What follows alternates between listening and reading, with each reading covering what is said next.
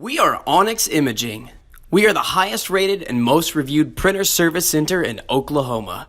Hey there YouTubers, it's your girl Brett over here at Onyx. Today I'm going to show you the common causes of a paper jam, and I'm working with the Xerox WorkCentre 6605. So, first thing first, open up your tray here. So you have these things called max level indicators, and it's a little, not necessarily latch, but it's just like an indentation right here. You don't want to fill over that.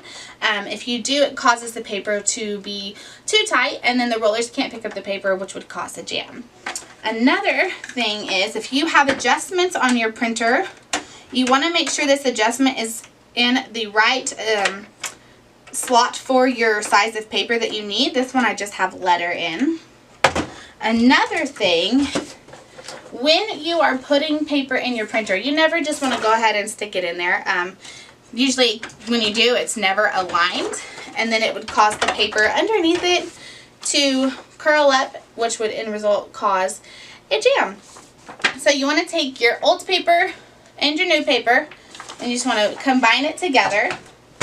Fan it out. Sometimes the condensation in the air, it does make the pages stick together. So once you fan it out, go ahead and align it. Then all of your papers align, so it reduces your chance of a paper jam. Then go ahead and stick it in your tray. Other than that, if you guys are seeing jams consistently, it might be time to put your printer in for a service. If you guys are in need of any supplies or quotes, give your girl Brett a call. Have a great day. Thank you for watching. If you're interested in how you can receive free labor on all of your service calls, as well as how to qualify for free printer upgrades, contact us today. We are here for all of your printer and office supply needs.